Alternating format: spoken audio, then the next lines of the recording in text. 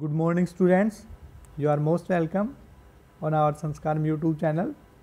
This video is dedicated for 8th class non-competition section and this is the lecture number 3rd for science subject. In our last video, we complete the exercise and short question answer of chapter number 1st and I hope that you fill the exercise in your book and question answer in your fair notebook.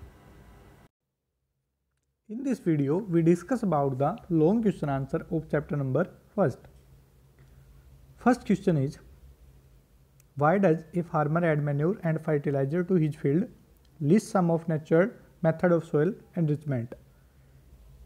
My dear students, उसने हमसे पूछा है कि किसान अपने खेत में manure और फर्टिलाइजर क्यों डालता है, क्यों ऐड करता है. List some natural method of soil enrichment. So now we see the answer. Answer number first.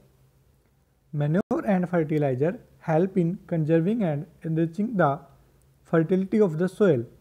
By growing plants again and again on the same soil, the soil becomes deficient in nutrients.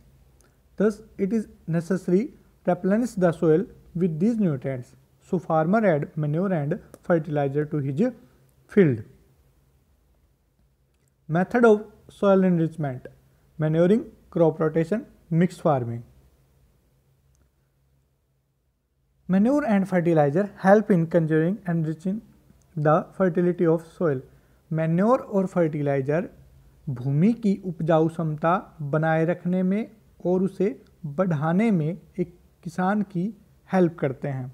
Bye growing plant again and again on the same soil, एक ही ज़मीन पर बार बार crop production से the soil become deficient in nutrients. भूमि के अंदर न्यूट्रिएंट्स की डेफिशिएंसी मीन्स कमी आ जाती है. Thus it is necessary replenish the soil with these nutrients. तो ये ज़रूरी हो जाता है कि हम ज़मीन में उन न्यूट्रिएंट्स को दोबारा से ऐड करें. So farmer add manure and fertiliser to his field. इसलिए किसान अपने खेत के अंदर मैन्योर और फर्टिलाइज़र ऐड करता है, डालता है. मेथड ऑफ सोइल एनरिचमेंट, कौन कौन से मेथड है सोइल एनरिचमेंट के लिए? Manuring first method, crop rotation second and third, mixed farming. Manuring you know. Crop rotation, what is the crop rotation? थोड़ा सा मैं इसके बारे में आप लोगों को बता देता हूँ अभी. क्रॉप रोटेशन बेटा कि हम एक ही फसल को बार बार ना उगा के बदल बदल के अगर हम फसल को उगाते हैं एक खेत के अंदर, this is called the crop rotation. For example, at that time we grow the wheat plants and next we grow pea plant और ग्राम चना. हम उसके बाद एक बार गेहूं की फसल उगाने के बाद अगर हम दोबारा से उसमें गेहूं की फसल ना उगाकर उसके अंदर चना या मटर की खेती करें तो इससे क्या होगा? जो legumes, both are the legumes plant, ये दोनों लेग्यूम्स प्लांट हैं and they replenish the nitrogen, और वो नाइट्रोजन की कमी को पूरा कर देंगे. This is the crop rotation. Mix farming. Mix farming क्या है? मिक्स्ड फार्मिंग में हम क्रॉप प्रोडक्शन के साथ साथ पशुपालन भी करते हैं. हम खेती के साथ साथ पशुपालन भी करते हैं. खेती से हमें पशुओं के लिए चारा मिल जाता है और जो एनिमल वेस्ट हैं, जो पशुओं का जो वेस्ट है, हमारे एनिमल्स का जो वेस्ट है, वो हम यूज करते हैं as a manure in our field. हमारे खेत के अंदर वो हम खाद के तौर पर यूज करते हैं. This is the answer of question number first. Question number second, what is cross breeding? What is cross breeding और hybridisation in plants? Cross breeding और हाइब्रिडाइजेशन क्या है प्लांट्स के अंदर? How is it done? और वो कैसे होती है? प्लांट्स के अंदर क्रॉस ब्रीडिंग और हाइब्रिडाइजेशन कैसे होगी? हम इसके बारे में हमारे आंसर में डिटेल से डिस्कस करेंगे. Hybridisation, the process in which two और more varieties are used to get a good quality या good variety of crop is called hybridisation. एक ऐसा प्रोसेस जिसमें दो या दो से ज़्यादा वैरायटी को मिलाकर एक अच्छी और एक वी कैन से एक बेस्ट क्वालिटी की वैरायटी हम प्रोड्यूस करें, this is called the hybridization. यही हाइब्रिडाइजेशन है. इन केस ऑफ प्लांट के केस में mixing of different plant to get a better variety, हम मिक्स करते हैं डिफरेंट प्लांट्स की वैरायटी को, किसके लिए? To get a better variety, कि हमें सबसे अच्छी क्वालिटी मिले।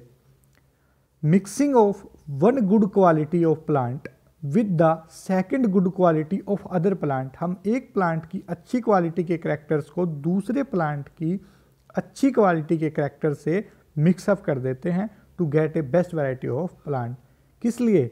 एक बेस्ट क्वालिटी ऑब्टेन, प्राप्त करने के लिए। This is the hybridization, this is the hybridization. We take an example of hybridization. The southern side sugarcane crop is so sweet in taste, but on the northern sides sugarcane crop has a growth rapid rate. जो southern area का गन्ने का जो फसल है उसका जो test है वो काफ़ी ज़्यादा मीठा है, और जो नॉर्थर्न उत्तरी साइड जो हमारा एरिया, नॉर्थ साइड जो हमारा एरिया है उसमें जो गन्ने की फसल है वो रैपिड ग्रोथ, वो बहुत जल्दी से ग्रोथ करती है। So scientist mix these both characters of sugar cane, scientist ने इन दोनों करेक्टर्स को मिलाकर एक new variety of sugar cane plants obtain, एक नई वैरायटी का शुगर केन प्लांट्स बनाया। It have both the characters, इसके अंदर वो दोनों करेक्टर्स थे। It is so sweet in taste, ये टेस्ट में भी अच्छा था, इसका मिठास भी ज़्यादा था, and have the rapid growth, और इसकी ग्रोथ जो है, ग्रोथ टाइम वो भी थोड़ा सा जल्दी से होती है, इसमें ग्रोथ भी जो थोड़ा जल्दी से हो जाती है। तो this is the hybrid sugar cane crop. और question number second is finish. Question number third, list the point that need to be kept in mind while showing.